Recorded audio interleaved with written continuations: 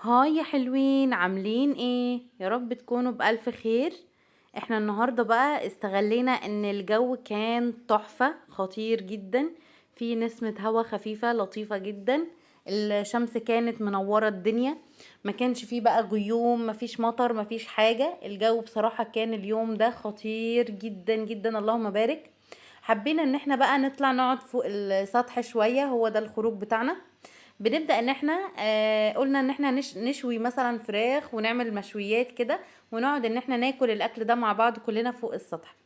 ال- الفراخ النهارده بتاعتنا كانت خطيرة خطيرة خطيرة، اللهم بارك، تحفة. وطبعا معاها بقى سلطاتها وعيش والحاجات دي، بتبقى بصراحة أجواء جميلة جدا، والأكل بيبقى فوق الروعة.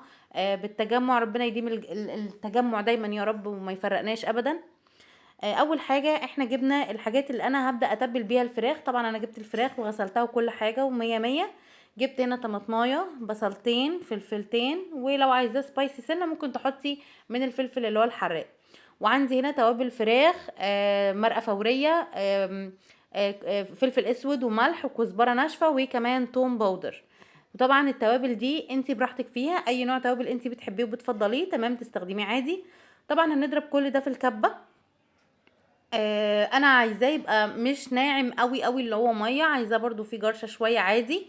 وهبدا ان انا احط كمان معلقه كبيره من المستردة ومعلقه كبيره من الباربيكيو صوص. تمام، الصوصات دي على فكره بتنقل برضو نكهه الفراخ في حته تانية خالص خالص. هنديها كده تقليبه خفيفه، وبعد كده هنجيب الفراخ بتاعتنا اللي احنا قلنا نقعينها وغسلينها ومنضفينها تماما تماما، بقت زي الفل. وطبعا احنا بننقع الفراخ ب الاول بتتغسل غسله حلوه. لو جايلك مثلا كامله اغسليها غسله حلوه، وبعد كده لما تيجي تقطعي بتتغسل تاني وبتتنقع تاني، وبتشيلي منها الماده الزلاليه اللي بتبقى ما بين اللحم والجلد والحاجات دي. تمام، وبنبدا ان احنا نعمل لها محلول النقع بتاعنا. اساسي فيه يا جماعه طبعا الليمون والملح والخل والكلام ده اساسي. ولازم نحط كمان معاه دقيق، يعني كوبايه كده او كوبايه الا ربع من الدقيق الابيض، بتحطيها في الفراخ وتدعكي بيها الفراخ وهي في قلب الميه بالحاجات اللي احنا قلنا عليها التانية، اللي هو الملح والفلفل، الملح سوري، والليمون والخل. بتدي الفراخ فعلا، بتشيل اي دم او اي زفاره فيها، وبتشيل كمان اللون اللي هو ممكن يكون فيه زي لون الدم او حاجه زي كده من الفراخ، فبتطلعها لك بيضه بصراحه وجميله جدا جدا جدا. انا هنا جبت الفراخ بتاعتي بعد ما عملت فيها الكلام ده كله. هبدا ان انا افتح فيها شويه القطع بتاعتي، هفتح فيها شويه. يعني مثلا الصدر مش هحطه زي ما هو، لا هنبدا نفتح في لحمته، بحيث ان هو يدخل فيه التتبيله في كل حته موجوده في اللحمه. حرفيا اللحمه يعني شايفين مثلا الصدر مفتوح من كل حته، بحيث ان هي التتبيله تتغلغل جواه، ولما يجي مثلا يستوي او يتاكل تلاقي ان التتبيله واصله لجوه. فهي دي بتبقى افضل نتيجه للفراخ الخاصه بالشوي. احنا عندنا هنا الفراخ مش صغيره. انا الفراخ بتاعتي ما كانتش صغيره، مع انها بتاعت شوي ما كانتش صغيره. وطبعا انا هقول لكم على تركه انا بعملها في الفراخ دي. انا الفراخ بتاعتي اللهم بارك كانت حجم فوق الاتنين كيلو، يعني اقل حجم فيها 2 كيلو. تمام، طبعا فراخ الشوي بتبقى حوالي كيلو و300، كيلو ونص بالكتير عشان تستوي. لو هتعمليها على الفحم لازم تبقى صغيره عشان تستوي، ولكن انا هنا انا عملتها على الفحم، ولكن عملت لها تركه الاول قبل الفحم علشان ان هي تستوي معايا، لانها فراخ ما شاء الله كبيره. طبعا انا بيتها في التتبيله ليله كامله، يعني عملت الكلام ده مثلا النهارده، تاني يوم بقى بكره هبدا ان انا اشوي. خلاص قعدت في التتبيله ليله كامله او يوم كامل، هبدا ان انا اجيب حله على النار. تاخد كميه الفراخ بتاعتنا، هي كانت حوالي 3 فرخات. هبدا ان انا احط فيهم شويه سمنه بسيطه او زبده، تمام، او حتى ماده دهنيه زيت عادي. وبعدين انزل بقطع الفراخ من غير ولا نقطه ميه. الفراخ اللي احنا متبلينها نحطها تتشوح وتاخد منها فيها كده تستوي 3 ارباع سوا، ولكن من غير ولا نقطه ميه. انا ليه عملت الخطوه دي في الفراخ دي بالذات؟ علشان الفراخ دي ما شاء الله كبيره، ولو كنت عملتها كده على الشوي على طول مستحيل كانت هتستوي، وكنت هلاقي في قلبها دم. واحنا بنفضل الحجم الكبير ده في الشوي، بتبقى حلوه والاكل بيبقى جميل الصراحه بفضل الله، يعني بيبقى الحاجه طعمه جدا. فالخطوه دي بالنسبه لي مهمه جدا جدا جدا، ان انا احط الفراخ على مثلا اي ماده دهنيه في حله، واحطها على النار مده مثلا ايه، تلت ساعه. تلت ساعة من غير ولا نقطة مية، ما بنحطش مية نهائيا عشان التتبيلة بتاعتنا ما تضيعش.